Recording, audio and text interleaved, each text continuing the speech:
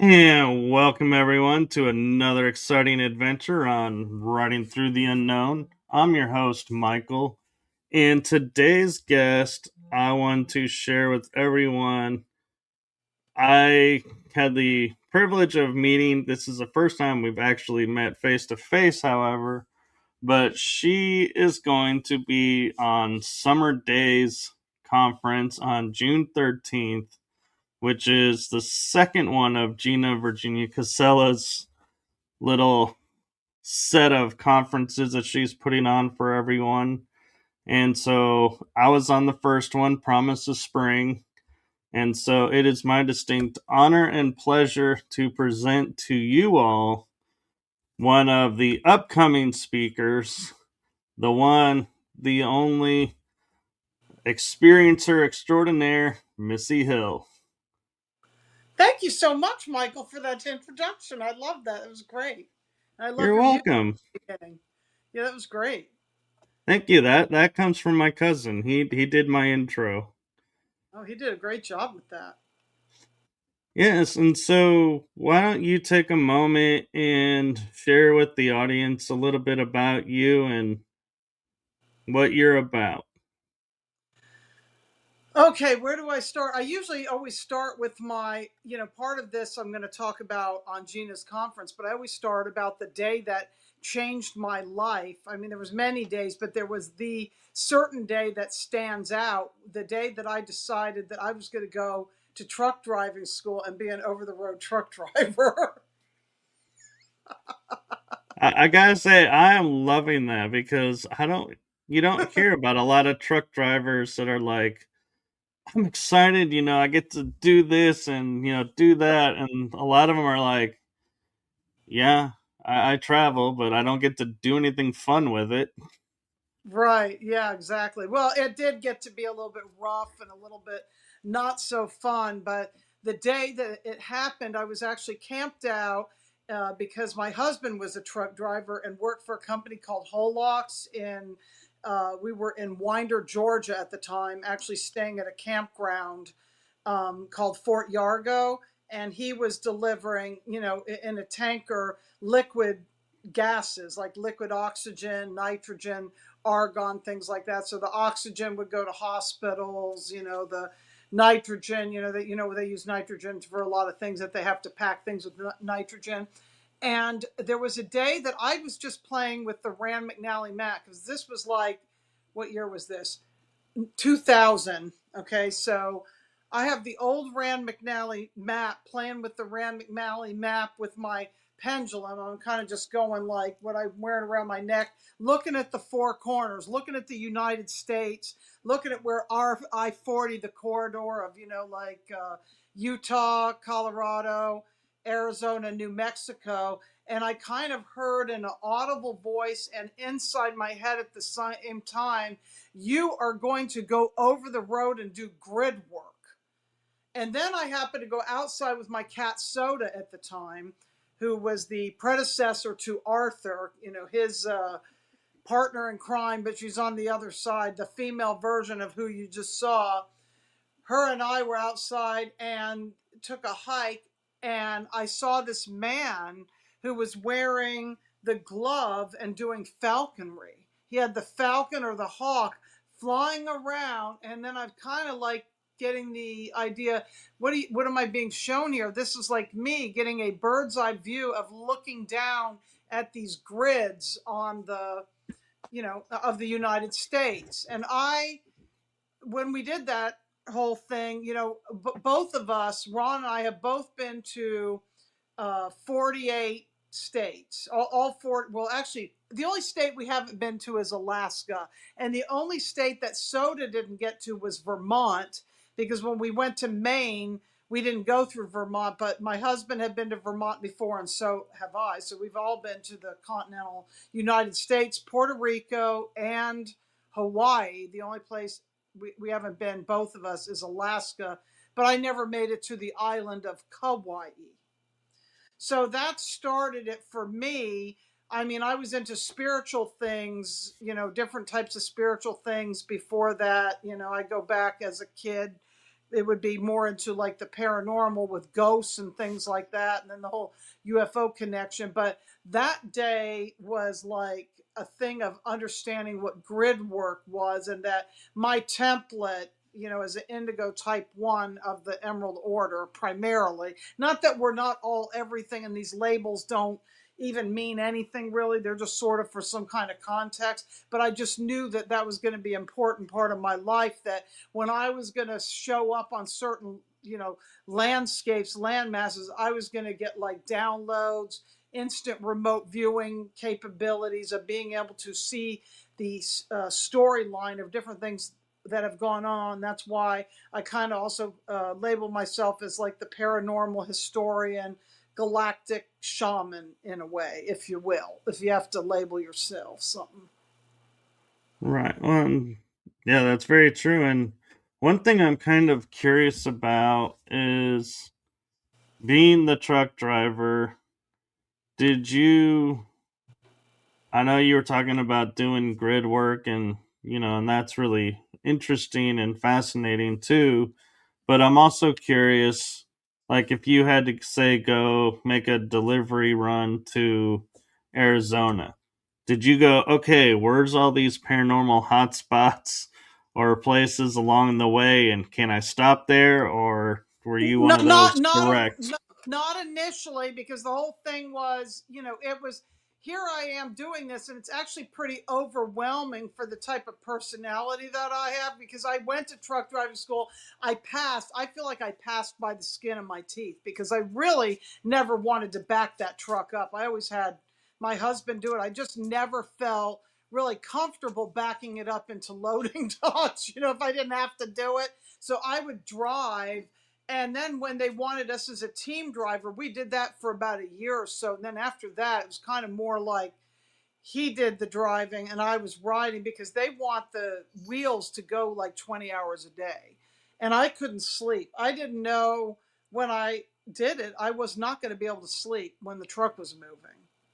And I would have weird experiences of one time in Vegas, I was at a Petro, uh, we were fueling up with diesel fuel. Always remembering I put diesel fuel in a truck, and you don't put gas in a truck.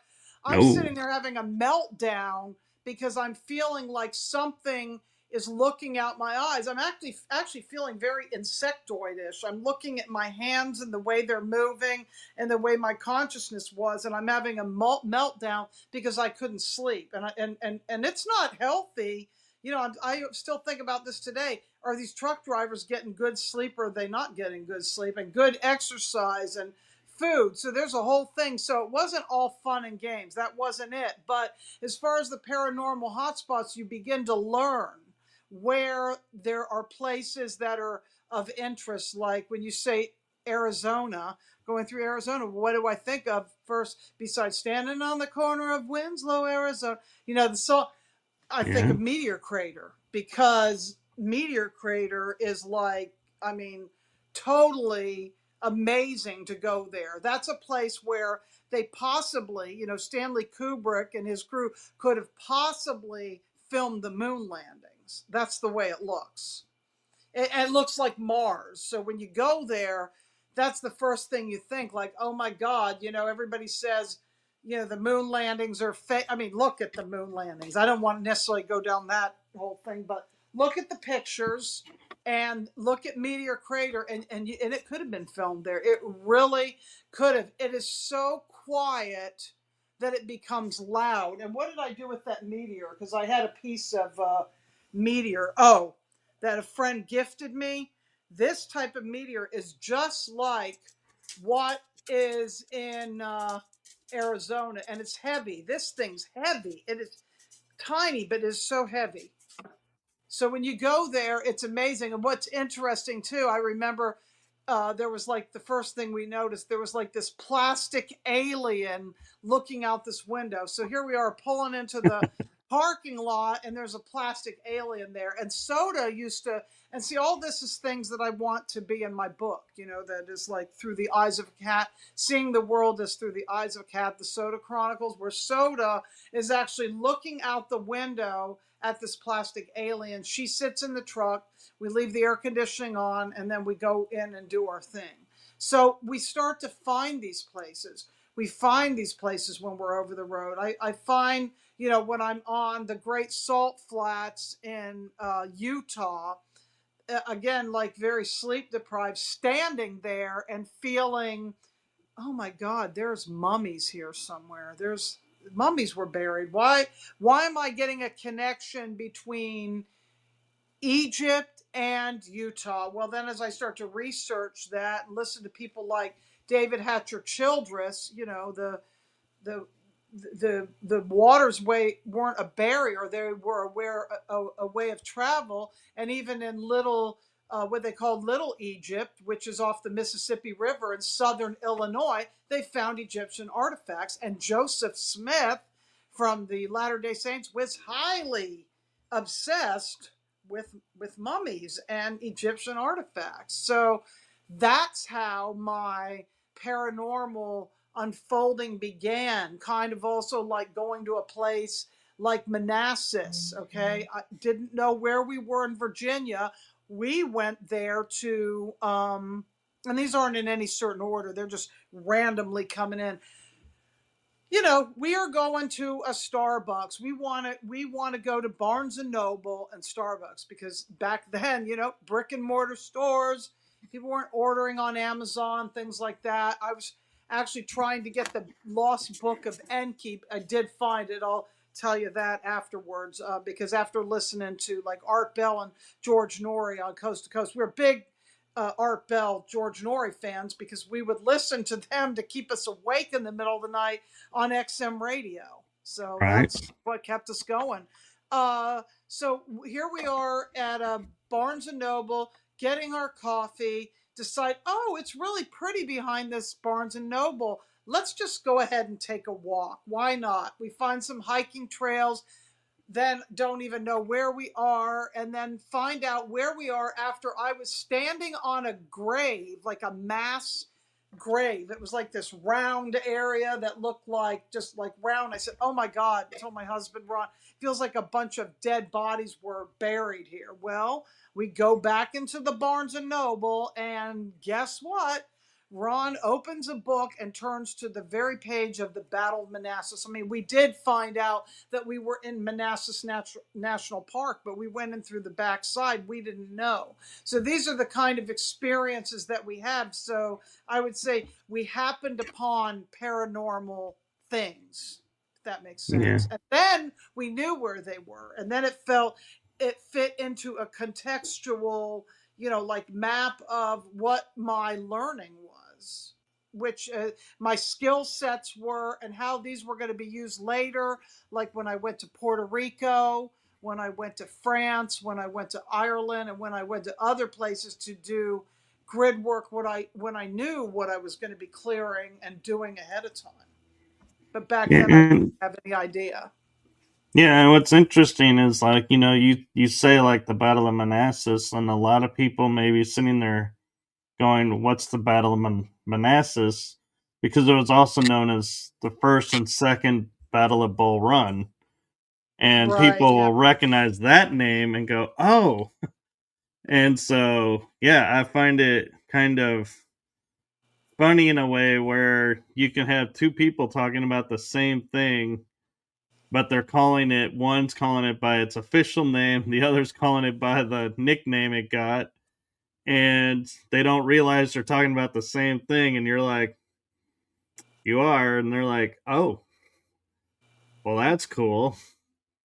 That's because I remember things more, not from the scientific book terminology, but from going there. That's how I remember more, because I'd have to make notes to even remember that it was the Battle of Bull Run, because I don't remember. But I do remember reading about certain things later, especially when, I was going to put together this grid work and Charleston, South Carolina, that didn't really happen because I'm actually right now, I'm stationed. Here I have to say the word like, because I feel like I am. I'm stationed in Edisto Island right now between two military bases. I'm between the Air Force, which shares that base with the commercial airport, and to the south of me, not far as a crow flies, is the it's called now I forget what it's called. Well, the town is Buford. It's called Paris Island, and it's the Marine base. Oh, yes. Yeah. And I felt that energy in the water, the sonic. I see Tiffany's in the audience. Say hi to Mm. Tiffany. Say hi to Wizard Whitticus. I saw those two because I do see the names pop up. And And Julia Julia. Interhaven. Yeah. So, yeah. And so I'm kind of curious, a little bit of, when you're doing the paranormal, you call yourself a paranormal historian. And I love that because that's one of my little side project passions too, is putting, history to the events and, tying stories together that way. And I'm just kind of curious, when you got into the paranormal, was the history of it alongside it, or did that come later to where you were like, hey, I need to tell the history of this place, not just that it's haunted? Yes, that probably came later. That was an evolving thing, but also I recently, well, until recently, I was doing something called the Biltmore Village Mystery Tour, which is part of Joshua P. Warren's Haunted Asheville. If you know who he is, he's a regular on Coast to Coast, has his own podcast, but been a good friend for years because I'm from Western North Carolina, so that's where we met and things like that. But when I started doing that, I mean, even before that, the history became important because I'd learned the history of a place that I went, and then I would see how the history would sort of correlate with why uh, the place was haunted or certain thing. Like, I'll give an example. One of the stories I tell, like with Gettysburg, I've never physically been to Gettysburg, but we have to look at why do people get photography on night vision of soldiers walking through a field, and you can still see that imprint of the soldier walking, because I look at it as it's like a groove in a record. It's a record album, and it's like a skip in the record, and that thing plays over and over again in the timeline because there's so much trauma, and trauma breeds a holographic memory, I feel, in the area that it is. So the reason for, like, with my Biltmore Village Mystery Tour, one reason I have not been able to do them again is because of the devastation of Hurricane Helene. Hurricane Helene, originally part of the trauma in that tour in the Biltmore area, which was, part of the Biltmore estate. George Vanderbilt, who built the Biltmore estate in 1895, I think it was completed. I have to actually look at my dates again. But his lawyer, Samuel Reed, actually owned that property first, like the 22 acres that's the Biltmore, that's not on Biltmore property, that they call Biltmore Village, where my tour was, that has, restaurants now. There's a place called the Appalachian, what do you call it? Crafters Guild, that actually was the old Otine Bank building that an infamous man named William Dudley Pelley, who was a Nazi, was in. So these are the stories that I tell. I show him Samuel Reed's house. I show him all these old buildings, and even not far from, Reed Street is a place that was haunted, that was actually Samuel Reed's house, and has underground tunnels, and people can hear the kids playing and things like that. So that, and there was a devastating hurricane, a couple of hurricanes in the late 1800s, early 1900s, that where the French Broad River and the Catawba River and the Swananoa River raised like 50 to 70 feet in places, right? So it wiped out a bunch of people. Well, now with Helene, what came to me is those ghost stories, because it would have been 108 years since the last like reset in 2024, because Helene came through. I think it was September. I don't know, remember the exact date, because I wasn't there. I was actually removed and back in Edisto. I was actually in the land of hurricanes here when a hurricane hit, instead of being in Western North Carolina. So we know that was actually weaponized. But yeah, it was around September 24th when Hurricane Helene went and devastated that whole area. It even changed the way the rivers flow. The rivers are not the same. The landscape's not the same. It's made it more dry, humid, because it's even removed some of the topsoil. That's my theory. So I can't even tell those stories anymore, because those ghosts that were in that timeline, I mean, they've moved on, because now it's president and with the new stories that have to be told. So if I ever did that tour again, I would actually call it the aftermath of Helene. I mean, for years, some of the restaurants weren't open. They actually rebuilt the McDonald's. I don't think the Moe's is open yet, or the Asian place, my Indian restaurant that I really love called Andaz, that's gone. They changed it, and there's just still a lot of things that have not even recovered in that Biltmore Village, and it would even flood when it wasn't. I mean, the way it's built, it's kind of low. So if it would rain a lot, oh, and it's starting to rain here now. I've been praying for rain. I've been doing a rain dance, and we're getting it right now. So we're doing this show. I would do a tour, say on a Saturday night, and then maybe on a Monday, if it got rain, that whole Biltmore Village would be flooded. Wow. And I looked up the Biltmore to see, because you were wanting to check when it was built and everything, and I found the 175,000 square foot masterpiece home was opened on Christmas Eve in 1895. So I was right. I think I said 1895. Christmas Eve, I forgot Yeah. that. I remember that the patriarch of the Biltmore died on Halloween a couple years ago. I thought that was interesting. Cecil. Yeah. He passed away on Halloween. Yeah. And there's a Halloween room, and I know a lot of people have had, find themselves in the Biltmore in their dream state. Yeah. And Something about 33rd parallel. I'm uh, closer to the 33rd parallel now. That's the 37th, I think, parallel, Western North Carolina, I think. I think you're right. And she was responding to Julia, was asking, I want to know where you both recommend for a community paranormal cryptid UFO meetup. Hmm. I don't Well, know. that's kind of a tough question, Julia, because I'm in Texas area, and so I know a few places here, but I don't know the East Coast that well, and Do you know anything? so Do you know anything about the Marfa lights? I do actually. How far are you from there? I am actually. Let's see. I think last time I looked, it's a 7 hour drive from me. Okay, so where are you? What town are you in?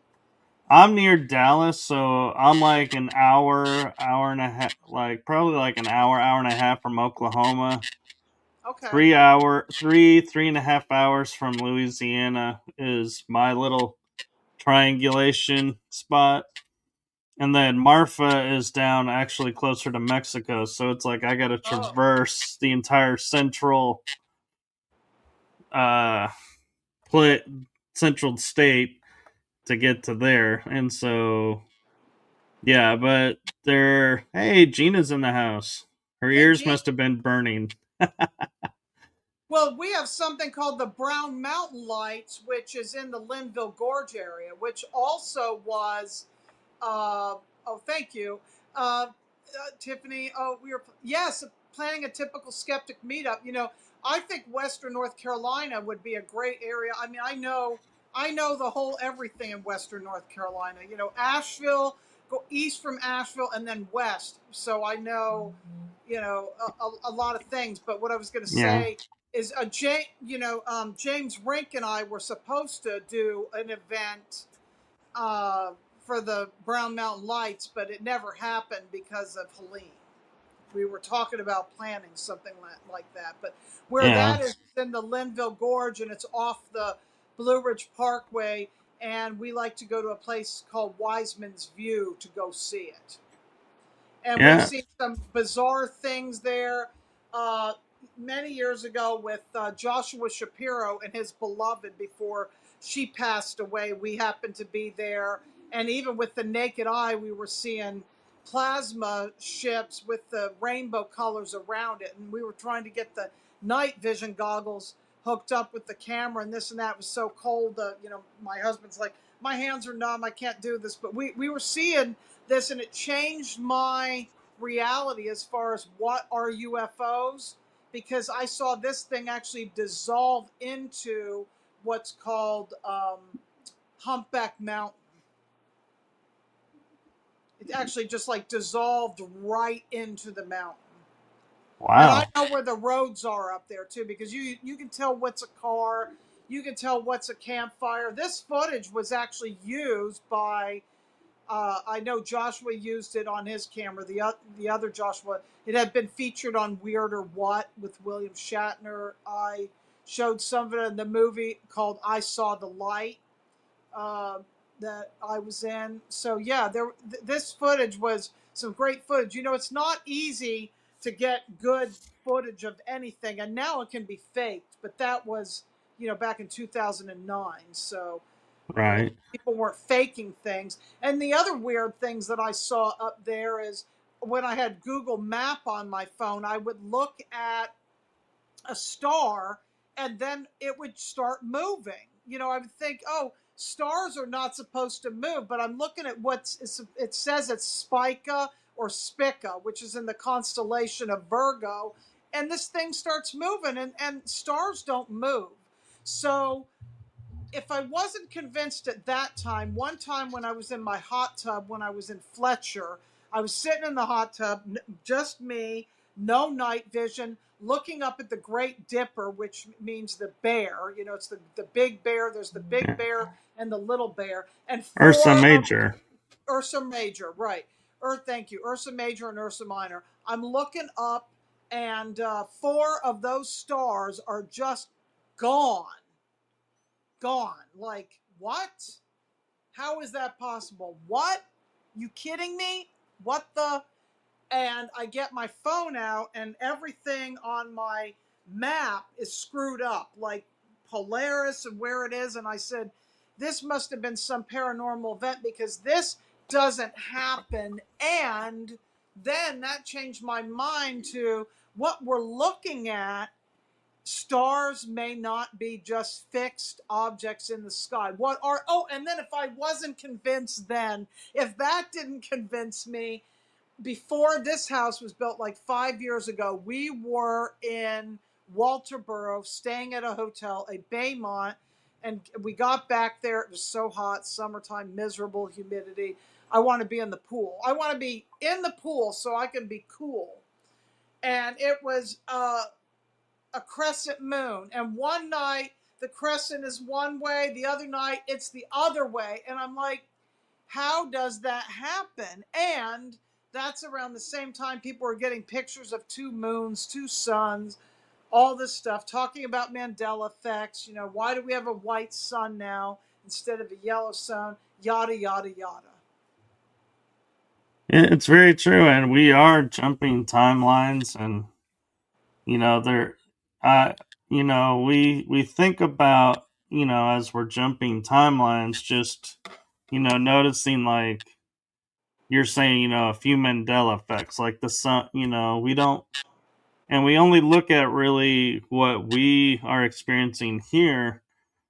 We don't really pay attention to what's happening to the stars and everything out there because I mean, we could be like, we're in a timeline now where we have a white sun.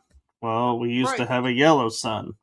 Or, heaven forbids we end up with a red sun, at some point jumping. But I often, though, also have to wonder because science tells us stars are light that, the source of is gone.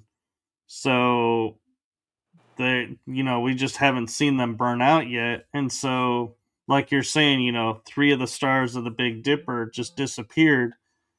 Did we jump to a timeline that was further in the future where those had shown being burned out? And it's like, but how would we even prove that? And one of the things that confuses me all the time is the moon The moon. because it'll be up during the day, which boggles my mind because it was always the night star.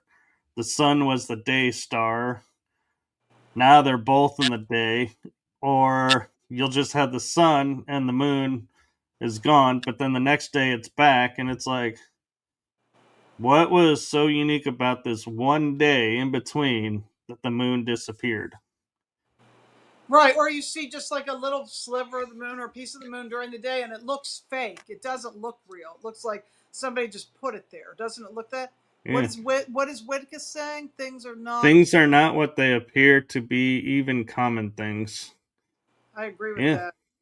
I agree with that. And back to the question of where do we meet up? So I was talking about this area of Western North Carolina. So I have two things that I, I know the areas pretty well. The area surrounding, Mount Mitchell, and actually there's a place near there which is an observatory now that I found out that people can go up there and do a sky watch, and you're allowed to do it, and it's a dark sky. It's very difficult, and they have a planetarium and stuff like that. It's very difficult to find a really dark sky anymore without light pollution. It's almost nearly impossible.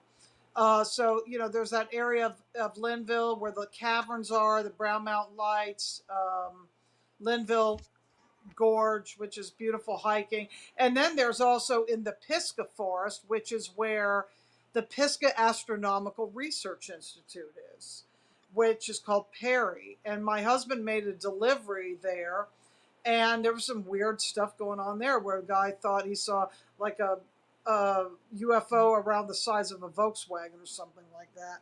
We went up there, Right. the weather was terrible, and we didn't actually see anything. But what we did see is that there's seismic activity under the ground, and that at that time there was a tunnel that we went in. So, and then I started having dreams of underground bases and all kinds of things after going in that tunnel. It's like the first time going in that tunnel, memories came back.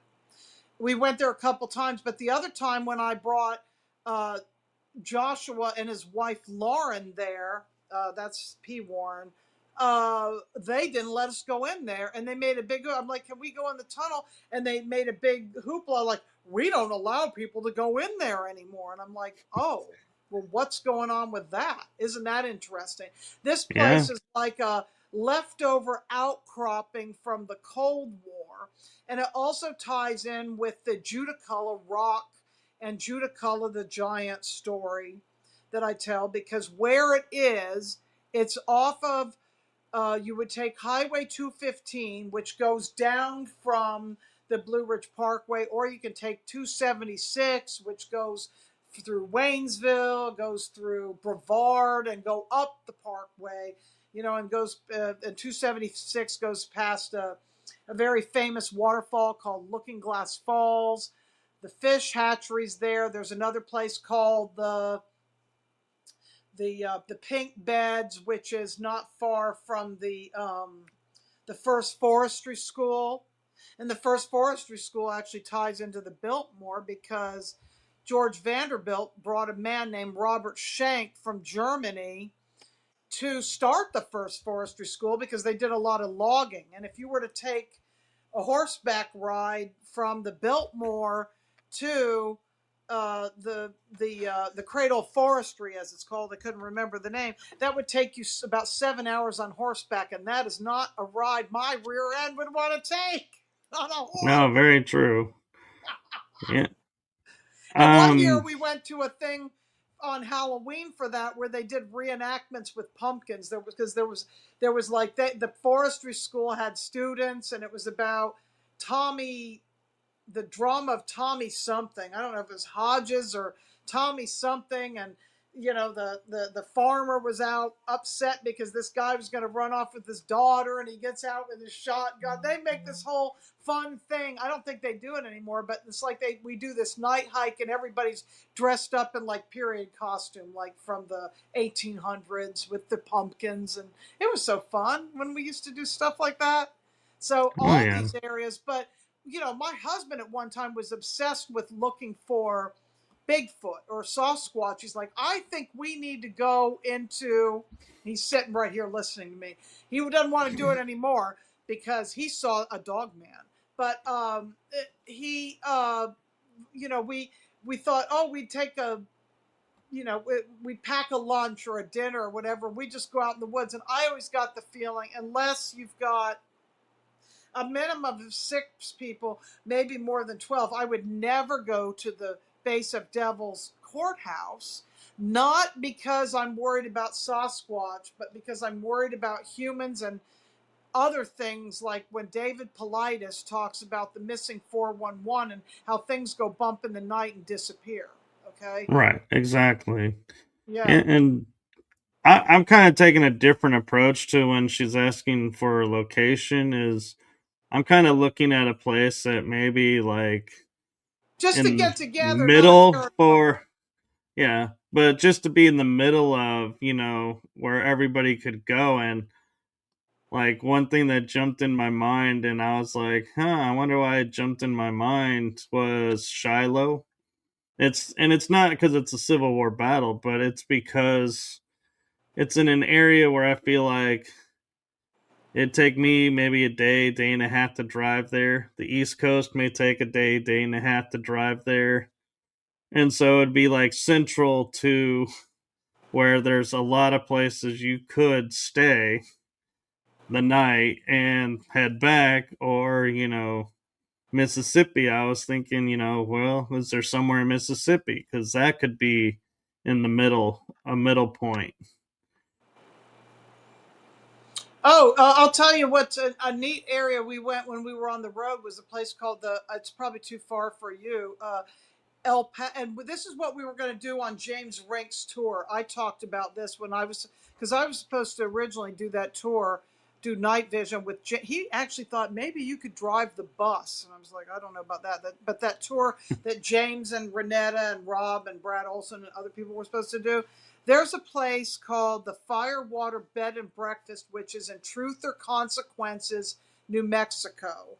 That was really, really cool. That has like the water piped in. So it's not, I think it's like an hour, probably 2 hours from El Paso, but El Paso is probably pretty Yeah. far north for you. I don't know how far that is. Smoky Mountains, that's where I am, Tiffany. I mean Appalachia. The Smoky Mountains are more Tennessee, which is like the Gatlinburg area, and that's neat. That area, Yeah. there's That, caves over there. There's in the eastern part of Tennessee and western North Carolina, you've got, that Forbidden Caverns. I actually have to go to. I haven't even been there yet, but we like to do the aquarium when we go to Gatlinburg. We love the.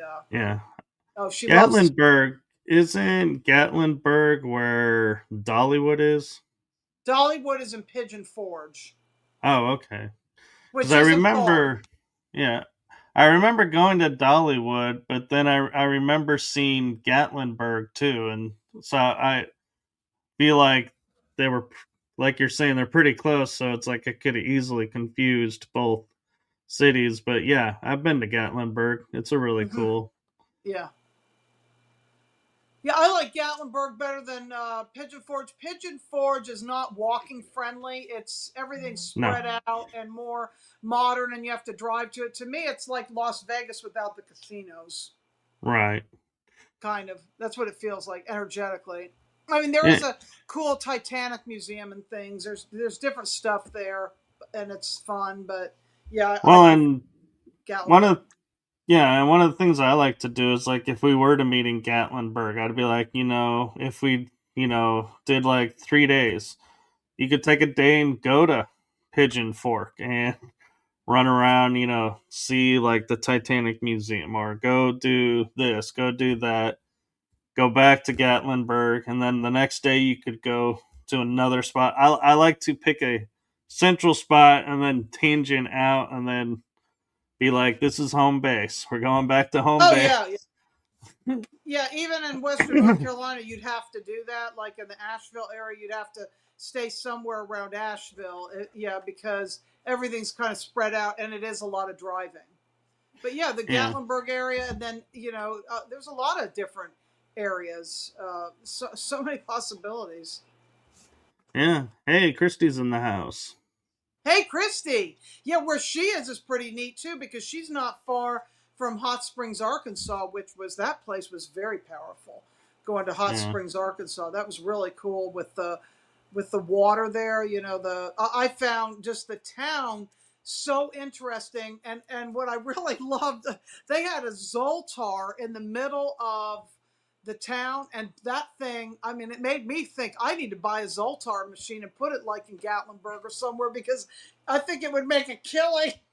Oh yeah. And I personally would be all for going and hanging out, in Christie's area because one, I like going to Native American places, but two, it's like I said, it's like an hour and a half north, and I'm in Oklahoma, and so it's like I could easily be there and be like spend a day there and be like, yeah, and still go home and have the comfort of my home and then drive back out to meet everyone. But I probably would stay with everybody because that's putting a lot of gas and mileage on a car for no Right. reason. But Yeah. I had that option, and I like options. Right. Yeah. Yeah. I'm trying to remember what was the thing in Oklahoma. What I'm trying. I know that I saw some interesting things in Oklahoma, but I can't remember what they were Yeah, now. I and remember there was actually a junk food uh, burrito place that I liked. I mean, it was better than junk food. I mean, it wasn't Taco Time. Taco Time was the one they made these vegetarian burritos. This was in Wyoming, and they put sunflower seeds. It wasn't Del Taco, but Christy, if you know what I'm talking about, drop it in the comments. The Mexican place that's like a Moe's. We have what's called Moe's, like Welcome to Moe's, or there's Chipotle. Yeah, yeah, that's the one that we have we. Chipotle, but I am seriously, I could cry right now because I have been to Broken Bow like seven, eight Oh wow. times doing investigations. And if Christy was in that area, I'm like, oh my God, I could have, like, we could have hung out several times over because it's like a 3 hour drive for me to get to Broken Bow. And I'm like, ah, I was there. We could have hung out, and I didn't know. And it's like I could kick myself for not asking, where, I'm in this area and checking in. I never went there. I'm trying to remember where was the whole Bonnie and Clyde thing. Was that Oklahoma or is that somewhere else? I'm trying That's to remember. Louisiana. That's Louisiana. What? And What? I finally got there last year in April. I went to the Bonnie and Clyde Ambush Museum and the actual spot. But Okay, I'm trying to remember. There was something that stands out about, or was it Kansas? Ron, do you know what I'm thinking of? Where was that stuff that had that like I don't know, all those figures that were really tall, and it had like the old like soda fountains, and it was like a pharmacy, but it wasn't a pharmacy, and it wasn't Bonnie and Clyde, but it was somebody else like that. Come on, think of the name.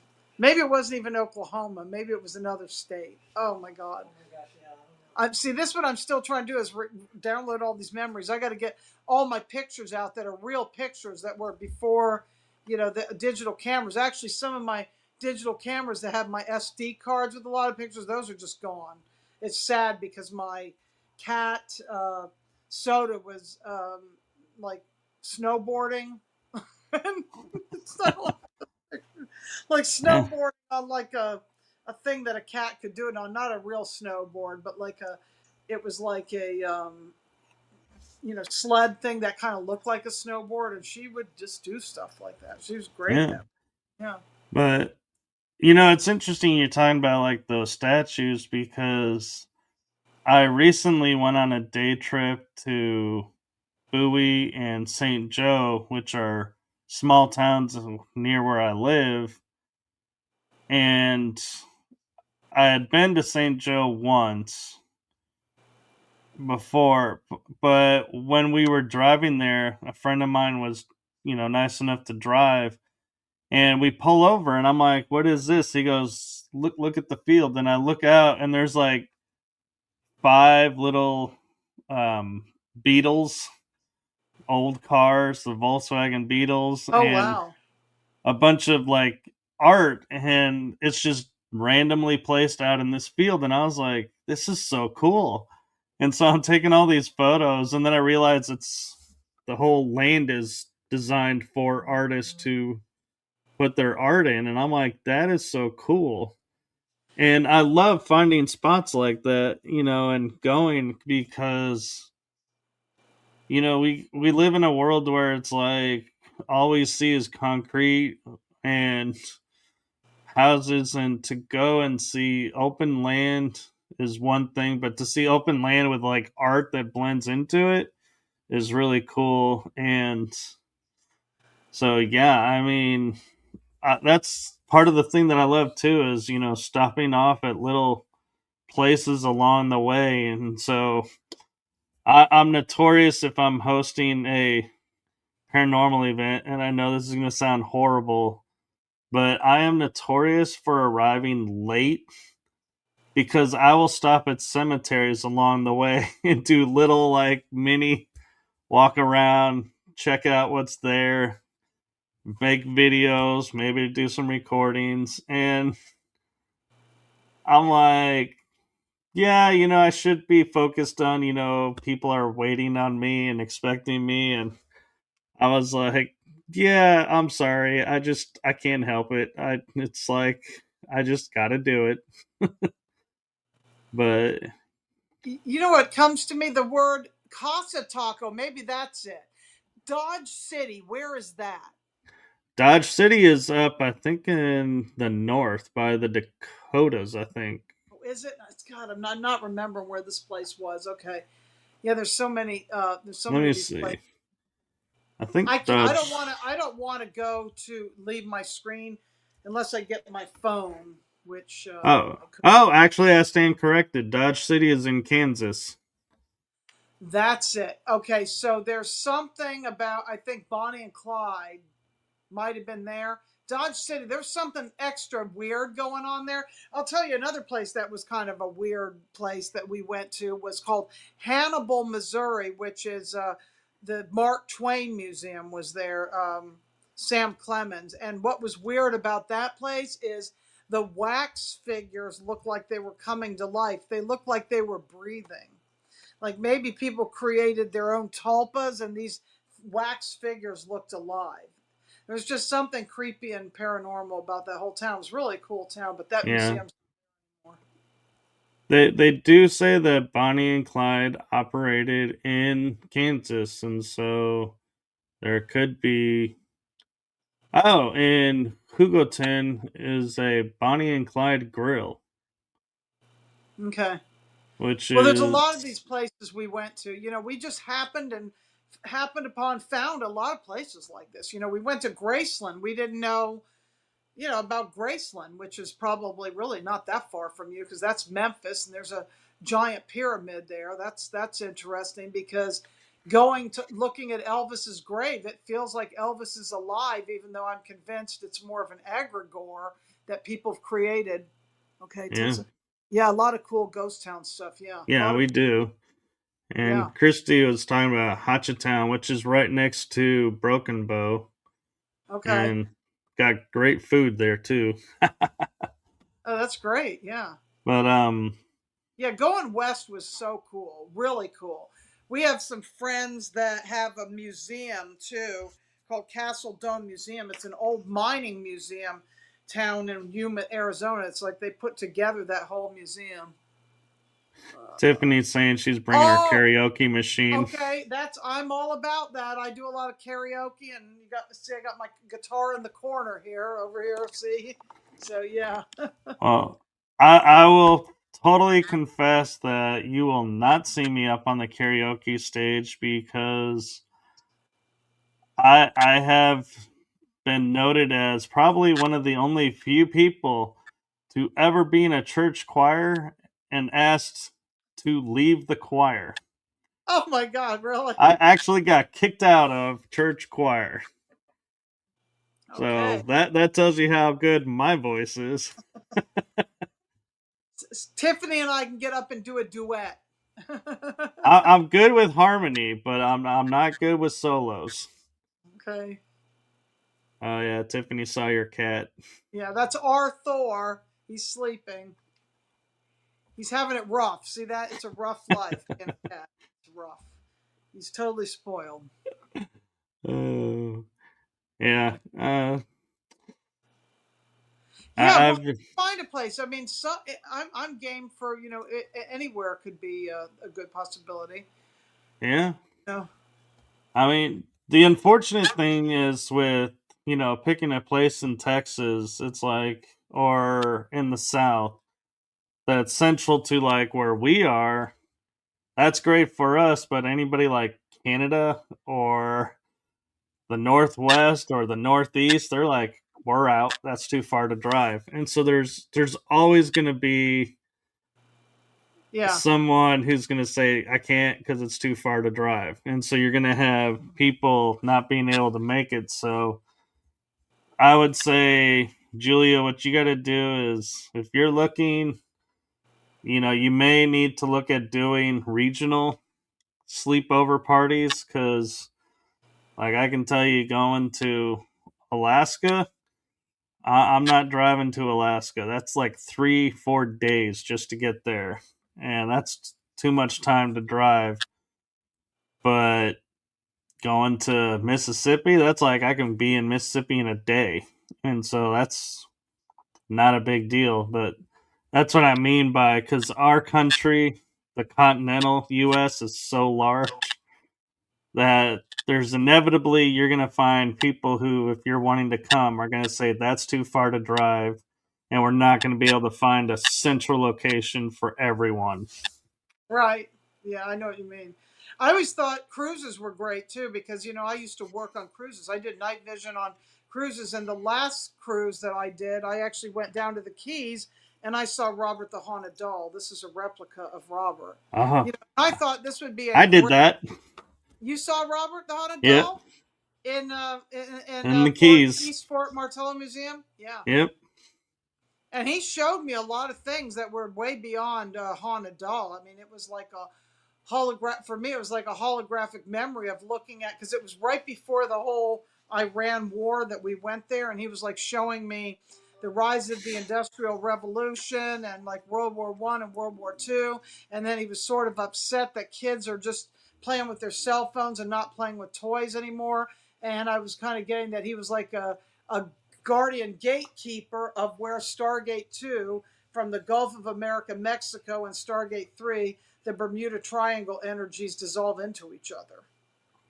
Because he's right Yep. at that point there. It was kind of very interesting. It was pretty cool. I didn't have any negative experiences, and he said, if you have fear, that's what you're going to get. So if somebody is fearful, they're going to have an experience that, they're going to manifest fearful things. And if not, and you believe it's good, then it's good. So it was great. And what was cool about this is because on the Margaritaville cruise, you could actually have a thing where you could go see Robert as one thing, and then there's another tour you could do where you could go to Fort Charlotte in the Bahamas, which is connects in for me with my Bermuda Triangle work, that connects into what I did in Puerto Rico, as well as the whole thing with Charleston. Because actually, with Charleston, I was putting together, it was going to be boots on the ground grid work going to Fort Sumter, where the first shots of the Civil War were fired, and ending up Yeah. in the Provost dungeon, where they signed the Declaration of the Declaration of Independence was ratified there, and then they also housed a bunch of people that were patriots there, and the first liquor store in the country is right next to it. Tavern on Rainbow Road, which I feel was holding something to do with the spirit of Al Ghul and algorithm, as well as reverse rainbow codes. So yeah, that would have been fun for that to happen. James was interested in doing something with that too. It didn't happen. Yeah, So that does sound cool because I've been to Florida. I've done a lot of cruises, and I think it would be interesting to see if a cruise line would even host like to go like secret space program, you know, type cruise where it's everything's that. It's like I wonder if they would even give that a thought, or if they would be like, nope, that's too far. But they'll accept a paranormal cruise because I've started seeing those popping up. yeah, I Is did. Yeah, I did one called Conspiracy, SEA, and Laura Eisenhower was on that. That was way back, and a bunch of other people. Daniel Brinkley, I think, was on that one, and Joshua P. Warren, and some of the people that were also into like the GMO. I know Sherry Tenpenny was on that, and I did a few other ones with Divine Travels, like Cruise into Spirit, whatever. But I don't know. I mean, I don't know why they would care. Maybe just come up with a different kind of fun name. You know what I mean? Like it yeah, maybe not SSP, but some other name for it. It's unfortunate now that in Charleston, Carnival used to go out of Charleston, but they sold the port, so nothing goes out of there now. And I don't know why. I thought that would be good for tourism in Charleston, but for some reason, the people that own those condos and that land there don't want a port. But then I heard a rumor that a smaller ship like Margaritaville may be going in there in a couple of years. I don't know. That ship now, the one that was called the Carnival Sunshine, actually goes out of Norfolk, Virginia. yeah. Well, Carnival, last I heard, and I've been hearing a lot lately, is they're having hard times with their reputation because they're the party ship. They're the everybody who wants to be like in their teenage 20s. That's the ship to go on. And it's like, yeah, a lot of people have kind of upped their style level. And they're like, yeah, I'm not interested in a every like half hour wet t-shirt contest anymore. And so that kind of killed Carnival because that was like their niche. They were the party ship. Yeah, well, their entertainment is better than most of the other ones. So if you do like music, they have actually really good musicians. So we did enjoy that because we love music, but nothing about wet t-shirt, none of that kind of stuff. Everything was very tasteful with what we experienced. I never had any issues with Yeah. that. So, but it Tiffany. might also be where it goes from, and maybe because it left from Charleston, that could be too. Who knows? Well, that could be Maybe if it because, went out of Fort Lauderdale or Miami, it might be exactly that. yeah, because that's where I was getting my reports were from Port Lauderdale. People saying, yeah, they would Oh yeah. all hours of the night even be blaring, "Hey, wet t-shirt contest Oh no, coming in thanks. soon," and I'm like, "What?" I'm like, "You woke me up for that? What?" Not I'm for me. like, "Yeah, No. yeah," and I was like, I told my parents, I'm like, I have never stepped foot on a Carnival ship for that reason. I'm like, nope. I've done Holland America and Princess and Royal Caribbean, and those are the three lines that I'm familiar with. When we did the cruises with Susan Shumsky and Divine, it was called Legendary World and Divine Travels. It was Royal Caribbean and Princess is who we went on. Yeah, And I would love to go on Viking too. That would be neat because their shore excursions are kind of included in a lot of things. So that would be really yeah, neat. and Oh yeah, there is that. Yeah, yeah, and actually, that sounds Tiffany, neat. I Yeah. that sparked an idea of getting everyone together and going on like the Lido deck or the very top deck, get a lounge chair and just gaze at the stars all night at sea. That would be amazing because you'll definitely won't get light flooding in. There is a, and I did the night. See, I have third generation night vision equipment, and I took people. And one time, because there was a hurricane, we actually had to skirt the shore and be near Guantanamo Bay, and that's where I saw this one mothership type of craft, which I think is military, actually giving birth, I say, to three other craft that shot out the other end of it at once in a formation. So, yeah, Yeah. that's what it was. And And when I was in the bathroom, because I had to use it when I was there, and Ron was working with the night vision, one lady said she saw a bunch of orbs, orange orbs through my night vision, but I didn't see that. yeah, Yeah, we were communicating with lightning and doing all this kind of stuff, like talking to lightning. It's like we would say something and the lightning would echo us off in the distance, and we were doing all this weird stuff. It was very interesting. It was a great time. yeah, it sounds like it. And talking about hurricanes, it reminds me that when Hurricane Sandy hit, the tail end of it in the Atlantic, I was on a cruise ship and we sailed right through the tail. And Oh my God. that was the most fun I've ever had on a ship because you'd be sitting there and you could see the sky, and then all of a suddenly it would be like all water, and then it would be back to some of the sky. And it was like, oh man, that was so cool. And the waves would be like crashing up to like the sixth deck, which is really high, and you're like, oh, I'm glad I'm inside. Did you get sick at all, or did anybody get sick? There were some people getting sick, but I didn't. But when I was on the one Princess cruise ship I was on, they let somebody on that was sick, and the whole ship, the whole week was quarantined, and everybody had to stay in their rooms, or Oh, you had to oh, wear that does not gloves to sound go out fun. and Oh, about. And I was like, oh. yeah, we were like, this was our one and only experience with Princess. And I will say, to me, the funny thing is the highlight of that cruise was you could turn the TV on and you could watch 24/7 Love Boat because that was the ship that was used, and I was like, that Oh was their yeah, claim to fame. And so I was like, I was well, on you know, that I'll get ship too. I've been on that yeah. ship too. Yeah. So yeah, it's funny, but the Royal Caribbean, when I was on that one, my ex girlfriend, she I think I embarrassed her because I had never been on one, and I'm used to promenades where there's a hallway and everything. And I walk up, and I'm like, my jaw drops, and I'm like, this promenade is 3 stories high, and it's like a city street being put inside a ship. I'm like, what in the world?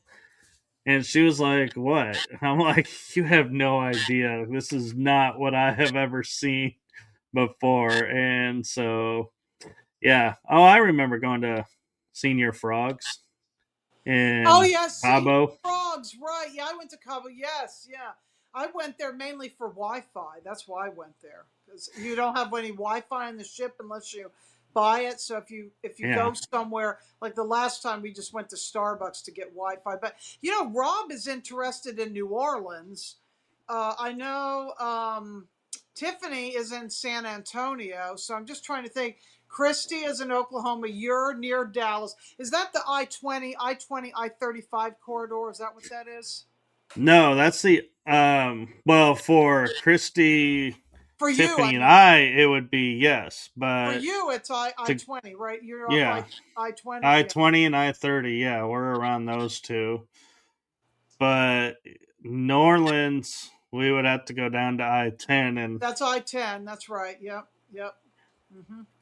Yeah, but so I want to take a sidestep for a second yeah, because we do have a project that we're working on, and I do believe Julia has mentioned it. Is you have some memories of the SSP, and we've kind of hinted yes. around it. So, what? How did your memories get triggered, and what do you remember? If you Okay, can well, share. originally the first triggering of my memories is when I went to that place called Perry, the Pisgah Astronomical Research Institute, and I also think something about meeting Laura Eisenhower in 2012 when I worked the what was it called? The Star Knowledge Conference. And even before that, because Laura was actually a guest on Speaking of Strange, which was Joshua P. Warren's podcast at the time out of Asheville. And when I heard her voice, I said, I know her. And then I actually found her in the energetic synthesis community, Lisa Renee's community at the time. I knew she was in there. But I started having these dreams and my funk. And then there's some other things that I can't necessarily disclose on here right now because of family members, because family members are involved in this timeline in certain things, like military and, working Right. for stuff like that. But, and stuff with my father that went on. But I just started having memories that I was in underground bases and I didn't know if I was having things done to me, if I was just watching it, if my consciousness was being pulled out of my body, because I didn't understand about that they can clone any part of you, that they can extract your consciousness and clone you, that they can take you through a window or take your astral body. You can be asleep. It doesn't have to be your physical body and they can reanimate you somewhere else. I didn't understand all this stuff, but I know that as a baby, I had my eggs taken. I'm not going to say how or what. I don't want to get gross.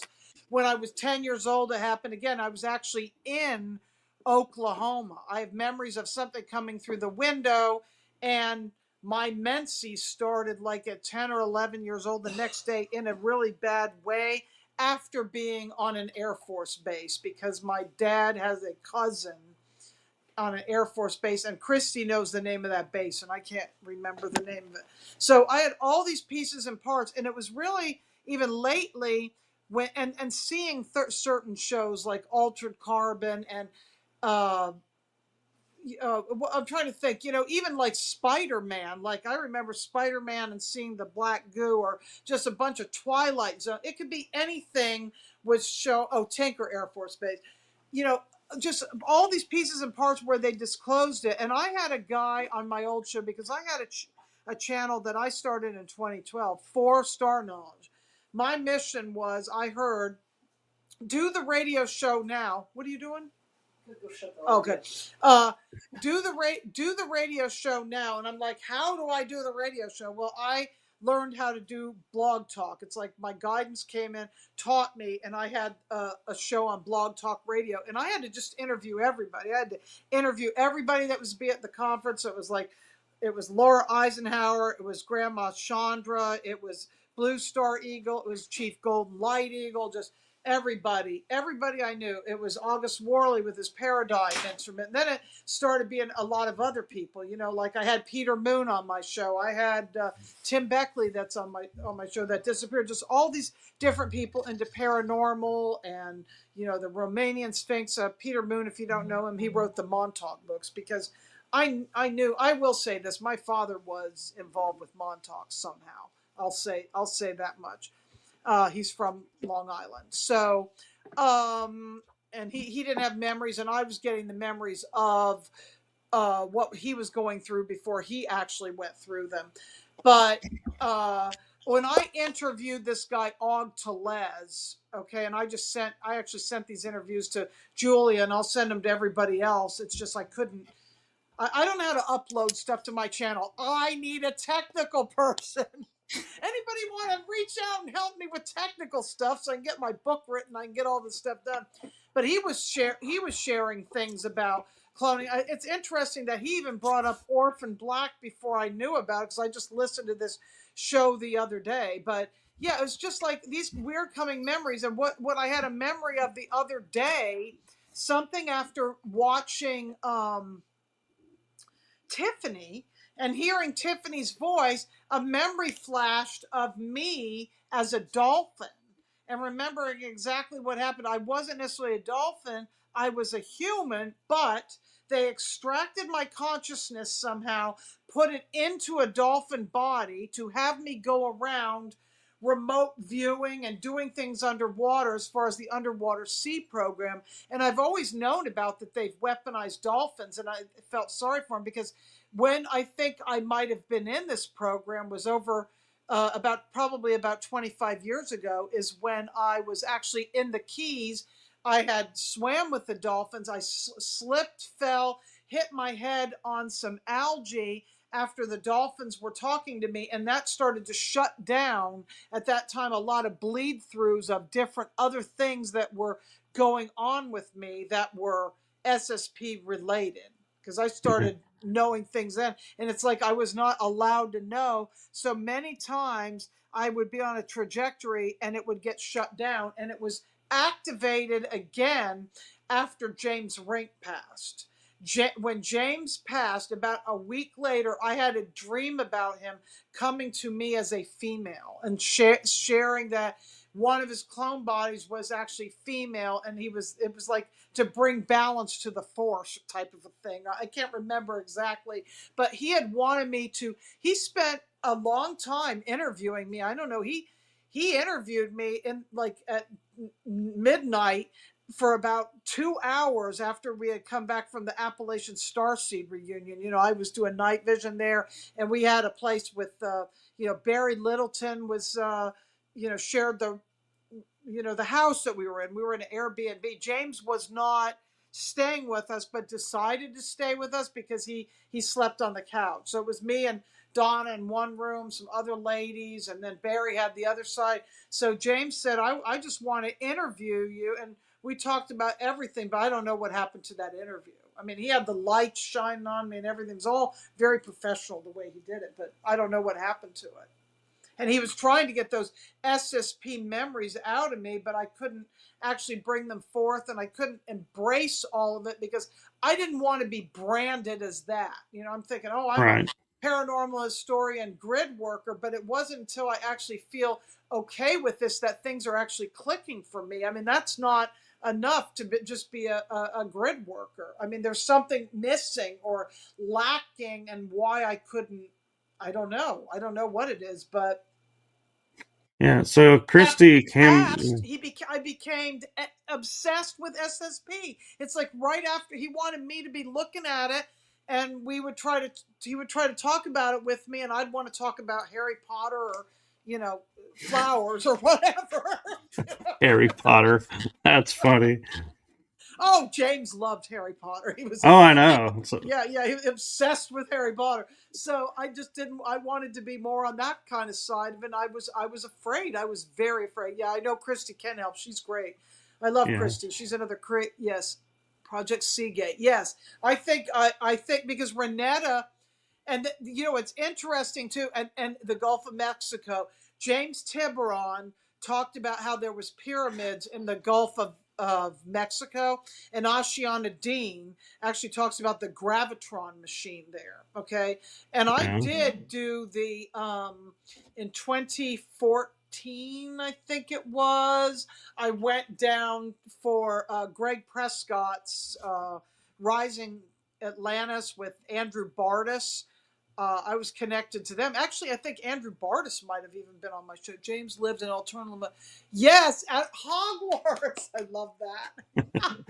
Yeah, and Yeah, so yeah, I went to the Gulf a few times, but recently last year when I was down in, I went by Mar-a-Lago. So that cruise that I go on, the Margaritaville cruise, actually is as a crow flies, it's like 5 minutes from Mar-a-Lago.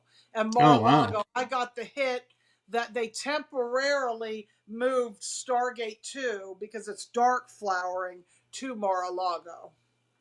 that makes sense. And talking about the Gulf, I remember seeing something on TikTok for a little while where, as the Gulf of Mexico, we were getting several hurricanes that would come through. And when the name got officially changed to the Gulf of America, somebody, was commenting, has anyone heard of a hurricane lately in that area? And it's like, I had to think about it, and I was like, no, actually, I haven't. And it's like, I can't help now but think, since it became Gulf of America, did the weather wars be Change. forced to cease to exist there? And so the hurricanes are not as frequent, and it's like, Yeah, let's see what it happens lines this up. year with El Nino La Nina thing, because the last one that I remember that went through was Milton, which was right after Helene. And it's interesting that Helene happened because, James lived in Charlotte. And in the town of Charlotte, there's a place called Albemarle, which is heavily invested in lithium mines. And Douglas Emhoff, who is Camel Toe's husband,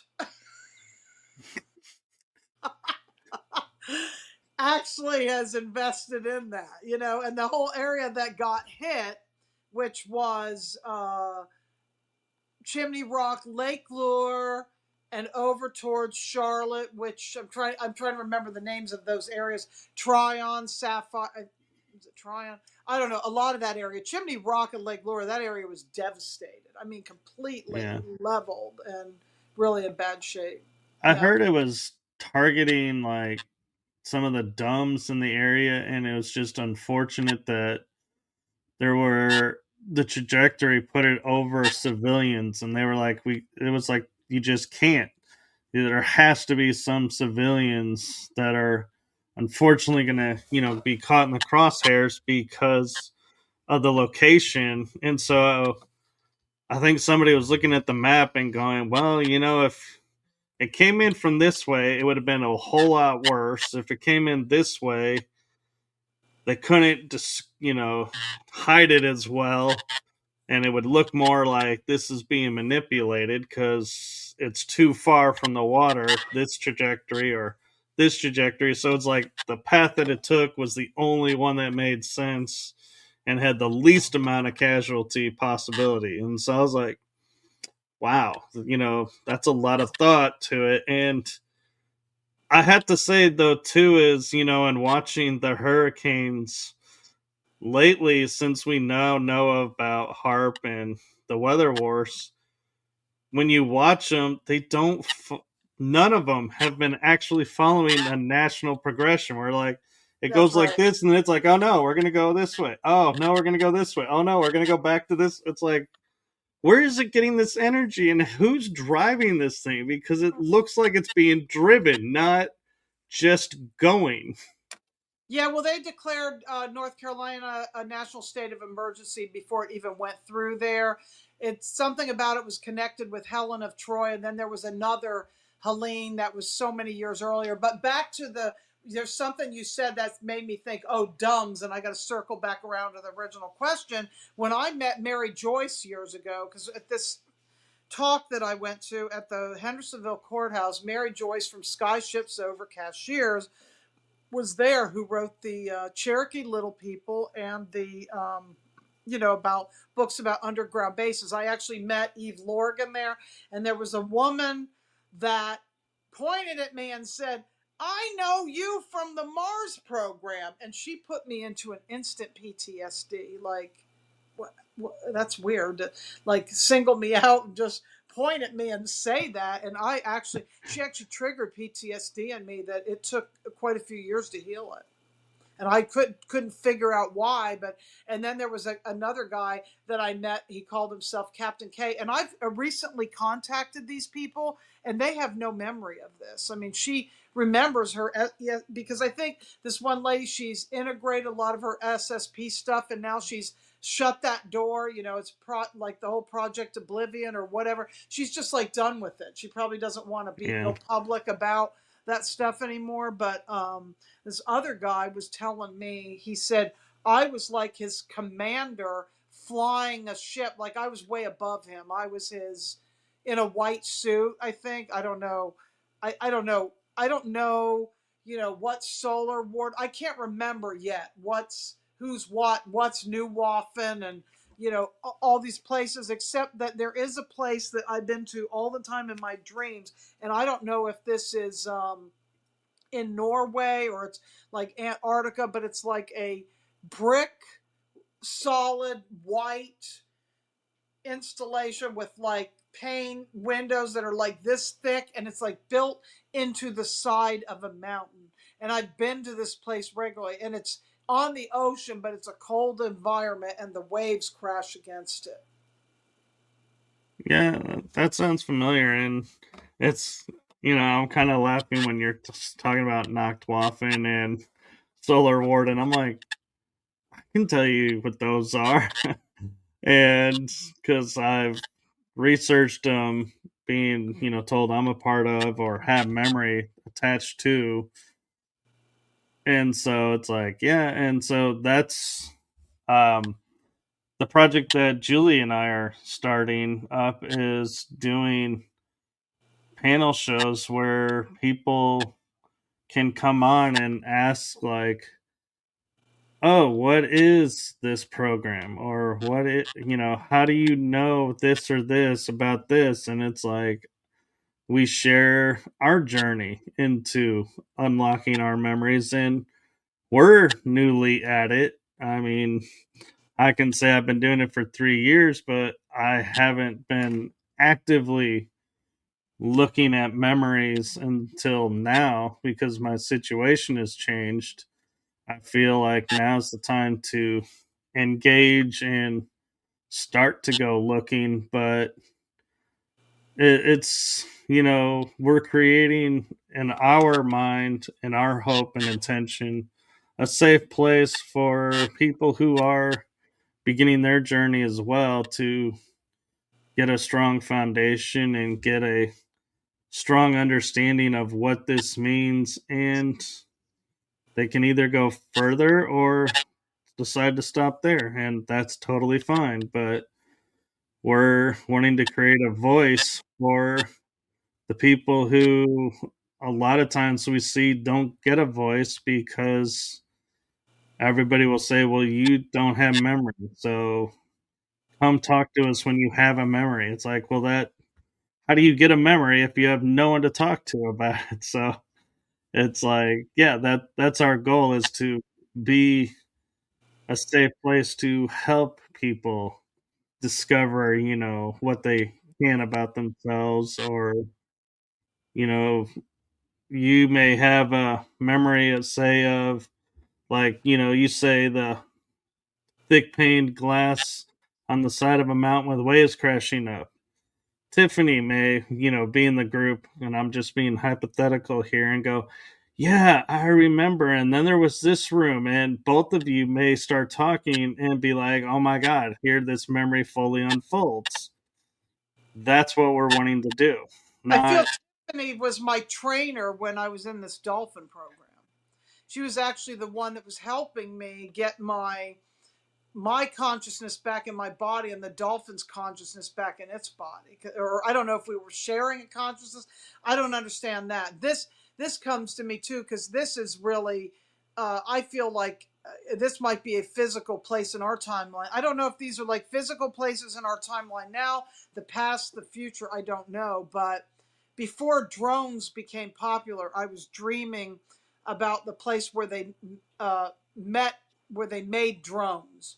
And for some reason, I was getting that there was a place not far from either Langley, Virginia, or somewhere in like Maryland. Like, and I would see this place and I would go because it was sort of Appalachian looking. It was on the East Coast. I get there, but I was going to this place regularly in my dreams. I would end up in this same place, and there was like all different size drones, from the size of bugs to like Lockheed Martin type big craft. I'm like, Yeah. what is this about? Why am Well, I? and yeah, and so a funny story about that is, how, she could have been is, and Christy, if you want to chime in about it, you can. But Christy and I were talking one day on a show, and we started talking about zero G combat training. And I was like, I remember that. And I remember doing this. And she's like, yeah. And we started like bouncing off of each other, like going, what would happen through this training. And so that's what Julie and I are hoping to bring for everybody else that, is wanting to learn is, yeah, a safe space to bounce these ideas and be like, does this make sense to someone? And somebody freely can say yes. And I remember this. Oh, well, did you, remember this part? Yeah. Okay. And you start remembering things. And she says it's weird because I was blocked from working with the dolphins when I would be at the Navy's Animal Research Lab. It was Army and Navy. Oh, Tiffany, yeah. That makes So sense, that though. gives me chills when she says that. I mean, but you know what's weird is the person that I am now. I wanted to dive. I took the life saving course. I couldn't. I mean, I used to be able to hold my breath well because I used to surf and I used to get pounded, and there was many times I almost drowned. But I could never equalize. I have problems in a plane with my ears flying, and I can't equalize to dive because I wanted to get my dive certificate. I wanted to be able Yeah. to get dive with tanks, and I was not allowed to do it. I was not allowed. What is she saying? I Yeah. could. Chrissy says, I can see that Missy's consciousness was in a dolphin and her clone aspect in stasis. Tiffany could return the fractal to the main consciousness in stasis. That's the way of saying it exactly. Oh, chills. Yes, that's it. That's it.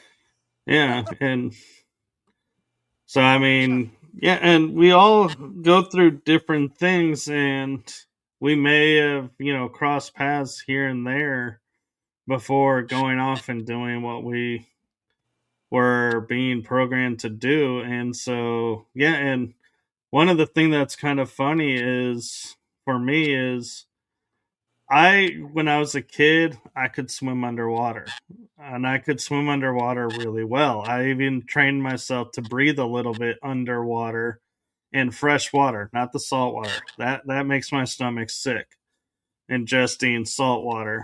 But now I have a deal to where if I get my head underwater, my ears will start to clog and wax builds up and I can't hear and I gotta clean it all out and do ear Me. candling. And it's like, huh.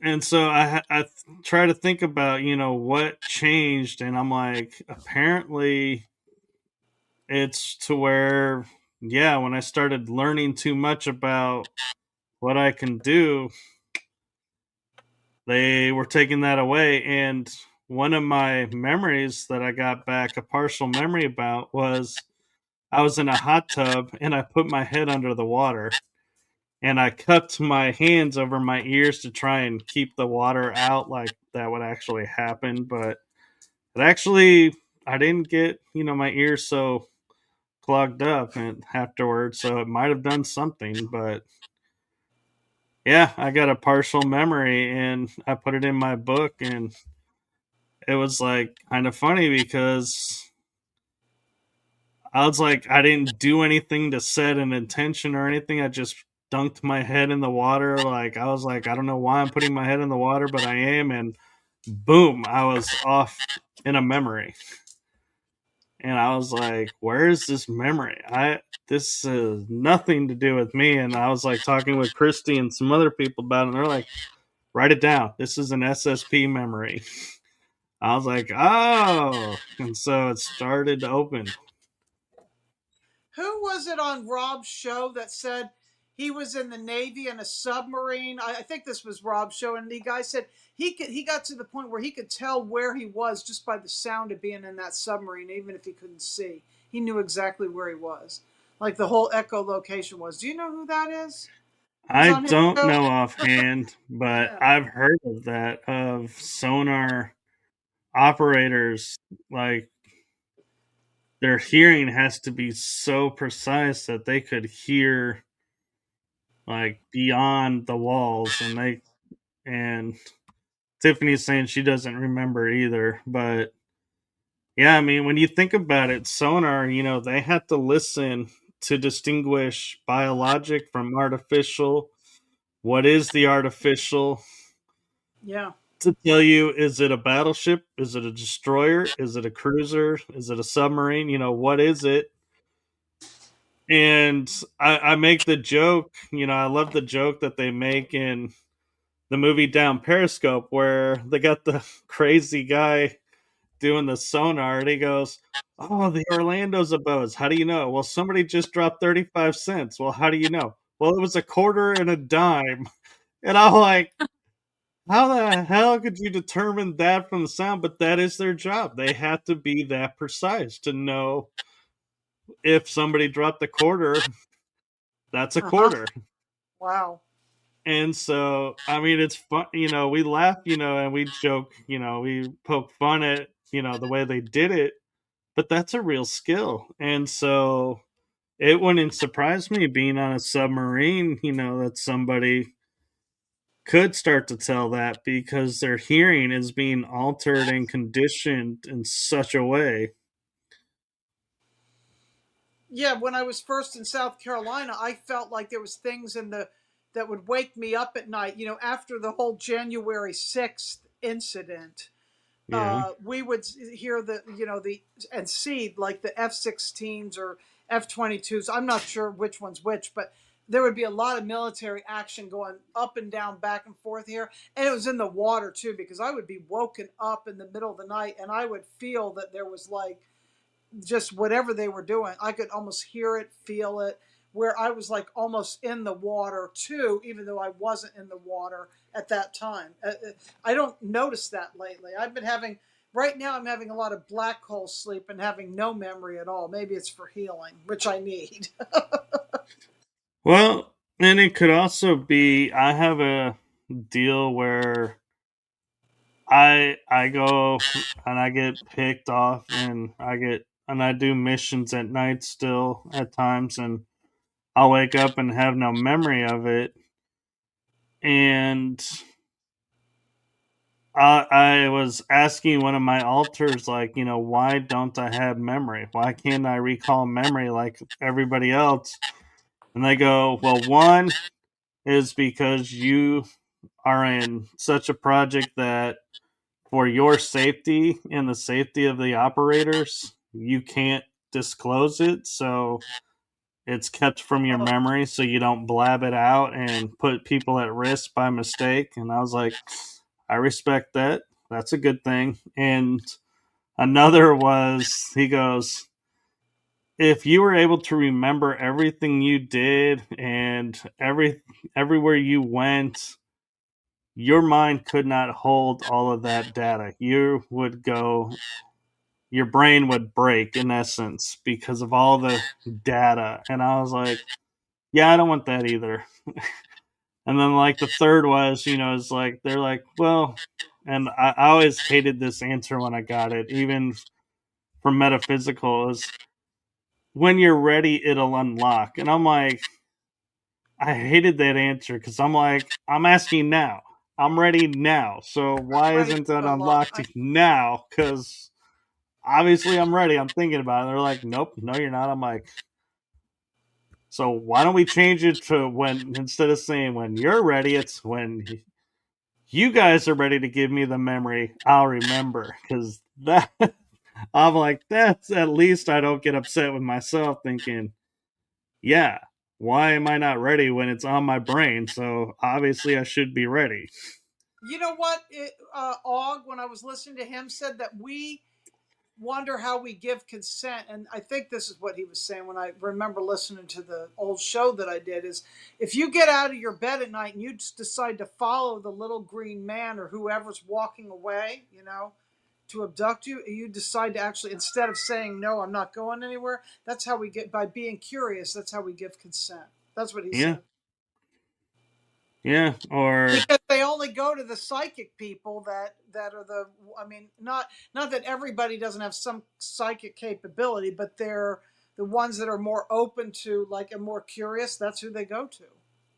yeah, and have more skills. And by skills, I mean like I have a werewolf altar, and I've been able to wolf out, is what I call it, and utilize it. And I'm like,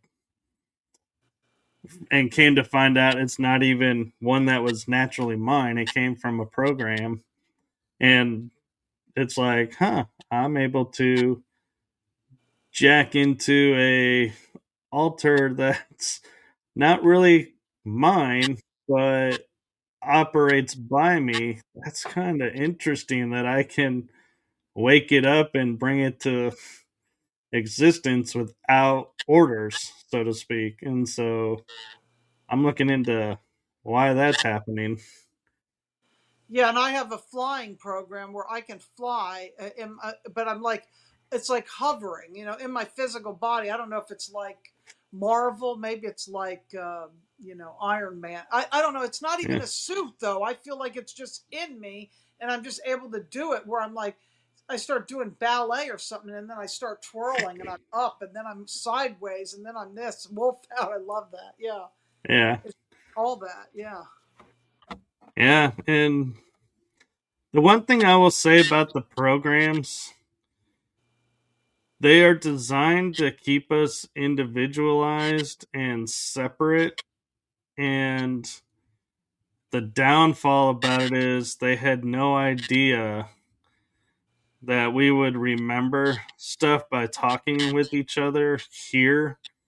And so that's why it's unraveling, I think, is because like Christy, Tiffany, you and I, talking about it now, it's like, wait a minute, this was never supposed to happen.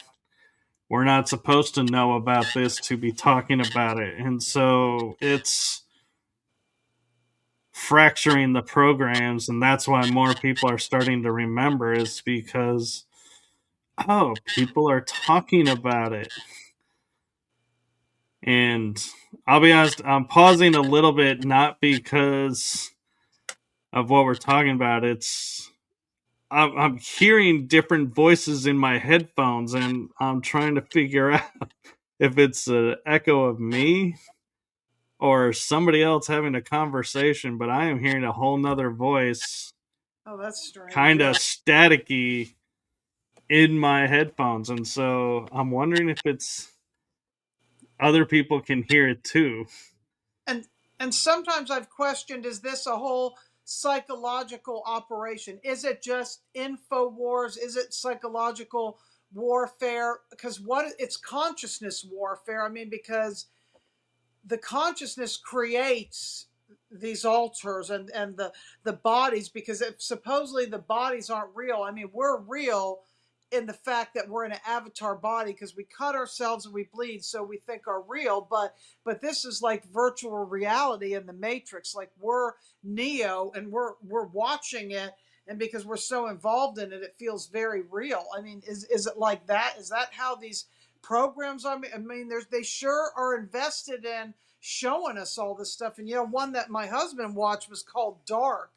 I couldn't watch that, but it's interesting. The shows that I have watched, even the one about Native Americans, I can't remember what it was called right now. It's going to take me a minute to think about it. There's always like this nuclear reactive component, and the three shows that I watch, there's always something to do with some nuclear device, like with that Dark, this other one.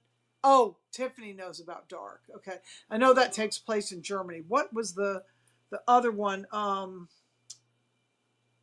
with that cop. Does anybody know? It was a Native American cop, and his son was killed, and it takes place in the Southwest. It was on Netflix. God, I can't remember the name of it right now. Sometimes this happens. I just can't Uh, remember.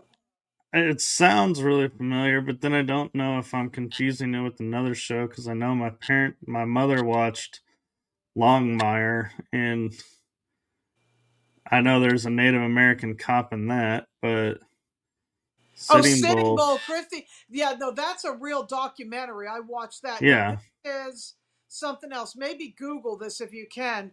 Native American cop show.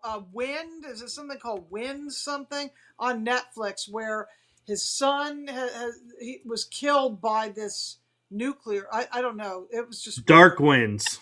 Dark Winds. Yeah, yeah, that's it. Yep. I knew it had the That word is wind. actually on my list to watch. I haven't Yeah. started it yet. Oh, That's Tiffany got got some it. that's got some paranormal elements in it too. Yeah, Yeah, definitely. but to answer your question, why TV shows like that's allowed is to bypass our free will to give consent. If Right. they put it in TV or in movies and we watch it, that's giving consent. And so that's how they're bypassing our free will and our, and we say, I never gave consent. It's like, did you watch the show? You gave your consent. Right. And they use little tricks like that to, they don't need us to verbally say yes. And so, but they have to make it public in a way so that they can say, hey, we informed the public we were going to do this and nobody said no because it was like a number one show. So America gave consent. It's like America didn't know what it was giving consent to, but it doesn't matter. That's the legalese way around it. And so that's why you see it in shows and movies is because they put it in such a way that people will give consent without knowing they're giving consent. And it starts with Disney movies when kids are little. I mean, the parents just the Disney Channel's like a babysitter for kids. That's got some really bad stuff in it, a lot of the Disney stuff, you know, for kids. It's not for kids. No, that's true. And I I have stopped subscribing to Disney Plus Oh yeah.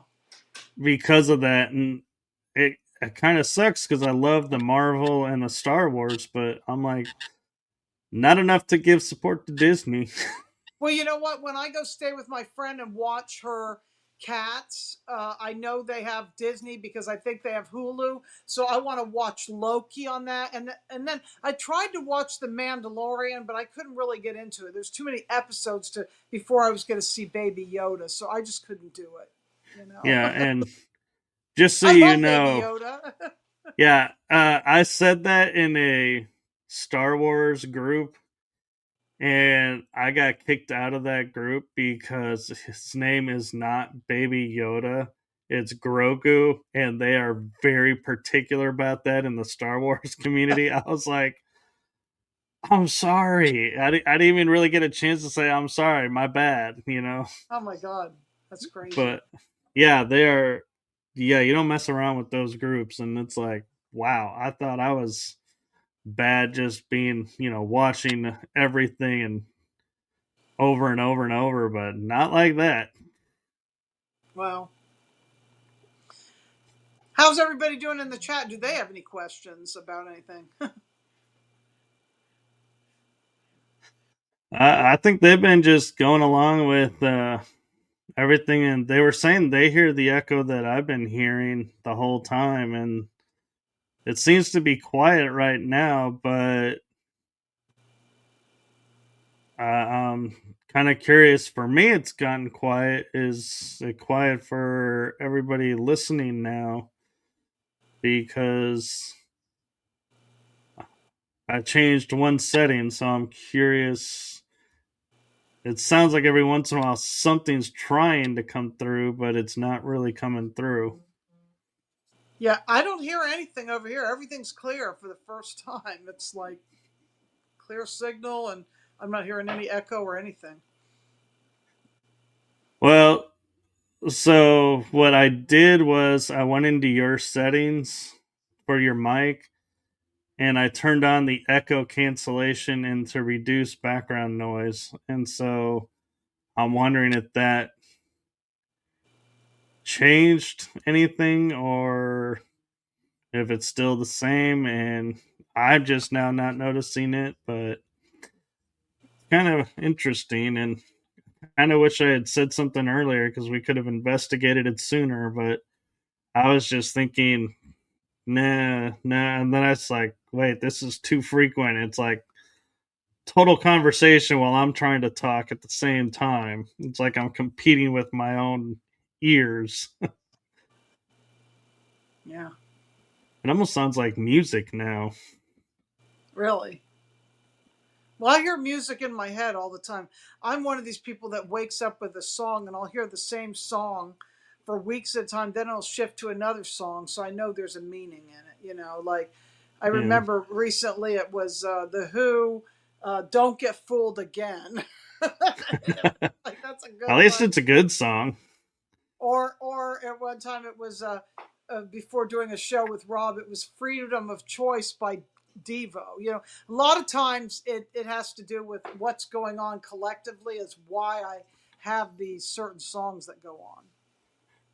Yeah. Right now it was Well, Ben because of the hantavirus. I started having this obsession with rats with the hantavirus thing. yeah. And yeah, don't even get me started on those fake demics because, Oh, I oh, those, yeah. pandemic Tiffany is saying, pandemics. yep.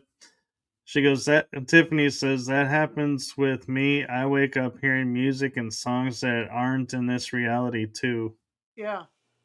Yep. And I actually did channeling sessions this month and was talking with some beings and we were talking about music and I found it interesting that jovial mantis beings that were talking with us were like, we really like banjo music. And I was like, that threw me because I was like, banjo? That's what you're picking as your instrument? That is so cool and weird at the same time. And the last one we were talking to, they had a nice long title, but they're like, just call us lizard people because we're from Gaia. And I'm like, oh, piano. But they play it in a 16 key chord where we play our music in a 12 key chord. And I was like, Wow. that's kind of cool. And so starting to learn some more little factoids about all these races that we talk about, but I don't think we ever really get to know. And like the ant people and the jovial mantis are like big in parties. They love to party, and it's like are eating synthetic food now that they replicate, and it's like, huh. It's I'm learning a lot of things that I never thought to even ask about. And now that we started it, I'm like, I want to ask everybody now that comes in, what's your music like? What's your, what's your party status? Yes, It's no, It sounds like the bar scene in Star Wars. yeah. But I I remember what mean, movie that was, that the bar scene in that, which Star Wars movie? Can't remember. it was A New Hope. But Okay. oh, we have a question from Root Vegetable. Oh, They're they're asking, would it be ethical for me to get into a romantic relationship, or would their seed be poisonous to me? We need context. What are you talking about? A relationship? Are you talking about with an ET, or are you talking about a hybrid? What are we talking about? Root vegetable. Oh, with the Sasquatch. Um, Can you take the smell? That's the first thing. I actually, it's I love that you're asking this root vegetable because I was talking with someone and they were like, Sasquatch is who we are hybrided from and created the human being from, was spliced from a Sasquatch. So we're actually genetically related to them. So I would say if you can find one and you guys have that connection, go for it. But I'm also though gonna say, don't be that weird, awkward person that's gonna go around and say like, I married Sasquatch and have no photos, and then be like, I'm divorcing Sasquatch and having a baby, like that lady, was it in Australia, who married the ghost pirate? And it was like, what in the world is this? So I would say if you're doing a relationship with the Sasquatch, treat it like you would any other relationship. Don't make it public domain. No, we all don't need to know who's dating who and all that, because I kind of like my personal life being private, and I respect the privacy of my guests, and so I would have to say, yeah, that's going to be my stance on it. But would their seed be poisonous? No, I don't think so. I don't think they would ever put something harmful in us that would cause us harm. What do you think, Missy? Uh, I don't think I even want to go there on this. I mean, I can neither confirm nor deny. I'm going to plead the fifth on this, but I am going to share a story of I've never seen a Sasquatch, but I heard one. And it's interesting because it came after a day of I mean, I really heard one after a day of being just physically obsessed with it because I was coming back from Harrah's Casino in Cherokee and I was going through the town of Maggie Valley. And in Maggie Valley, there was this blanket, which was a picture of Bob Weir from the Grateful Dead with the body of a Sasquatch. And I really wanted this blanket. So I went in there. They didn't because I love the Grateful Dead. They didn't Yeah. have, and I love Sasquatch. They didn't have this blanket for sale. They only had the one that was hanging up.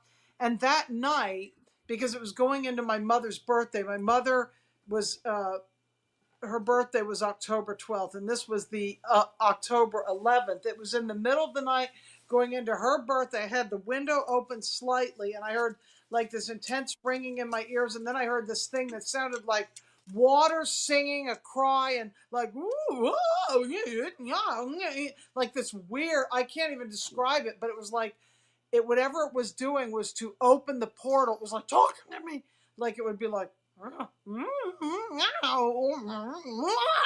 I recorded the sound of what I thought it sounded like, and I might have to go back and actually listen to that sound because I have memory of it, but I had better memory of it after I first heard it. And it did it like 7 or 8 times. And I said, oh my God, that was Sasquatch. It was nothing like I'd ever heard ever.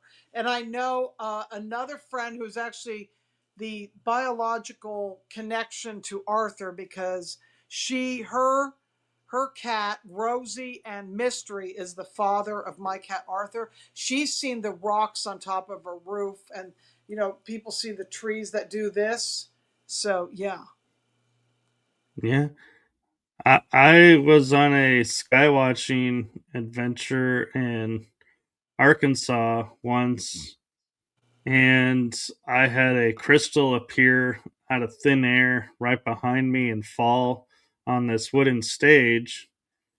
And I also was starting to notice things moving when there's no wind, or not even wind strong enough because of where these were placed to move anything. And it would be like one out of three things would be moving, the other things weren't. And so I was like, that even made it more curious to me, but I could hear sounds like you're saying in almost like voices, but not really voices in the forest area. And I would be like, "Is that your neighbors?" And they're like, "Oh, our neighbors could throw a rave and we would never know it. They're that far away." And I was like, "So who's talking?" And they go, "We don't hear anyone talking." I'm like, "Somebody's out there talking." And so it's like you're saying, I never saw them per se in physical form, but I did hear. Oh, here's some crystal from Arkansas. That was when I went to Arkansas. That's a crystal. Oh, wow.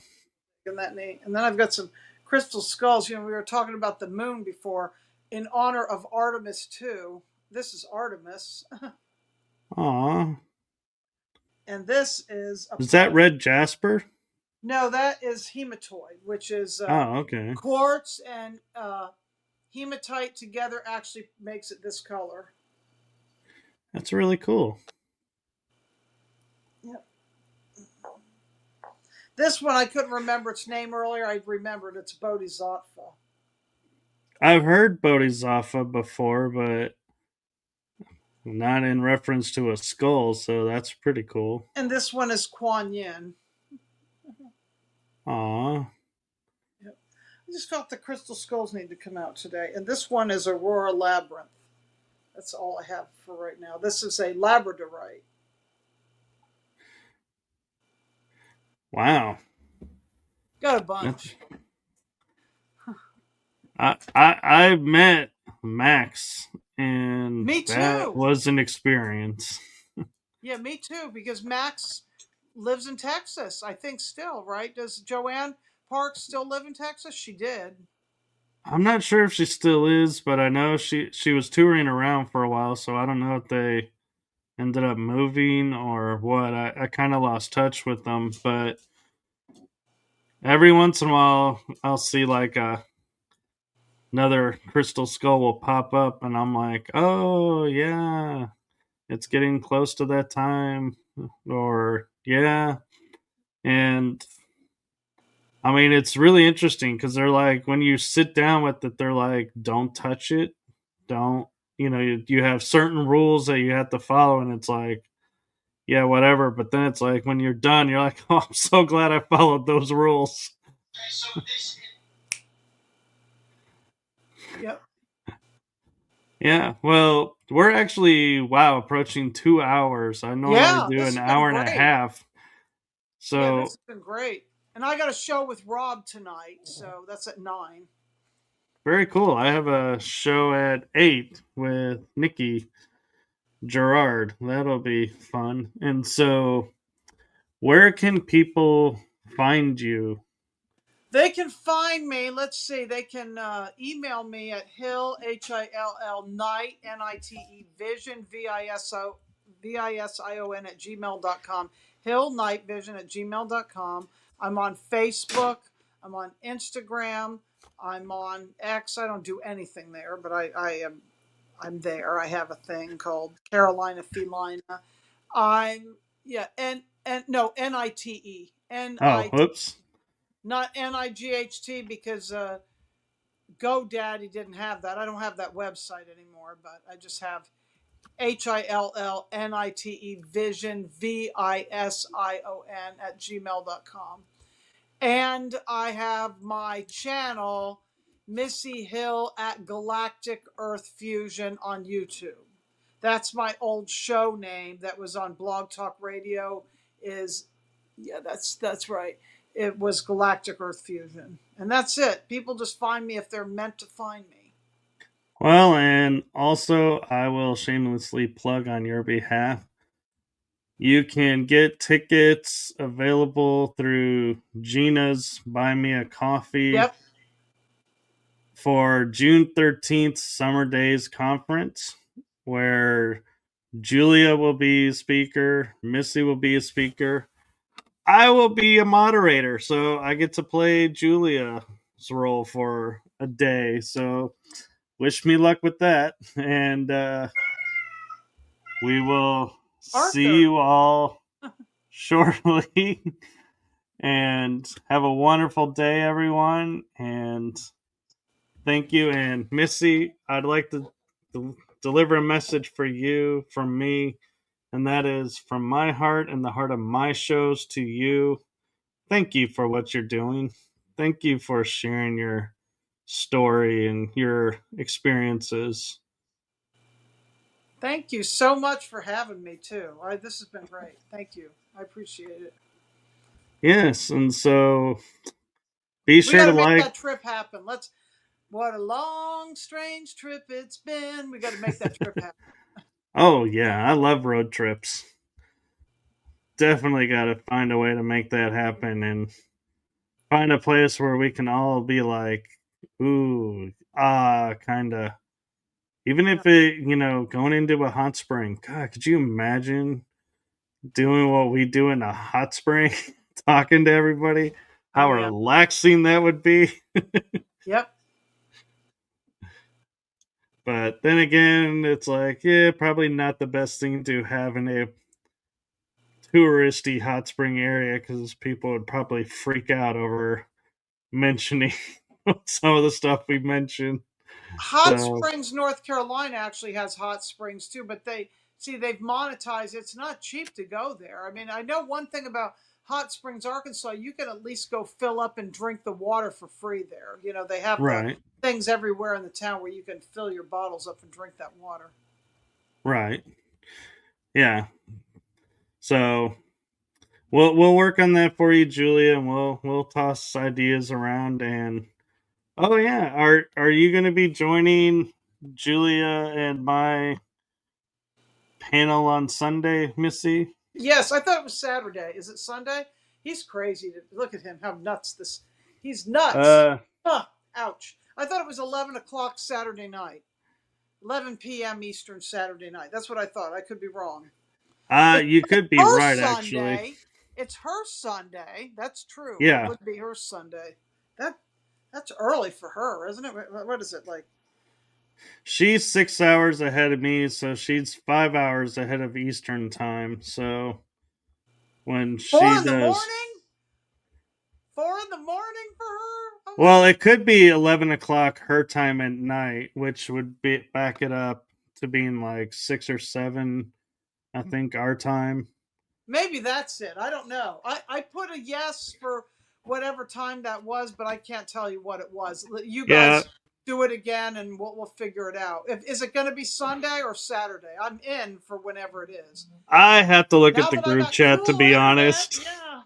Yeah, I'm like, yeah, I gotta take a look because I got so many things up in the air right now. It's like I could be thinking a different show is doing something on Sunday and ours is on Saturday, so I'll have to look it up. Well, I guess I could look it up now.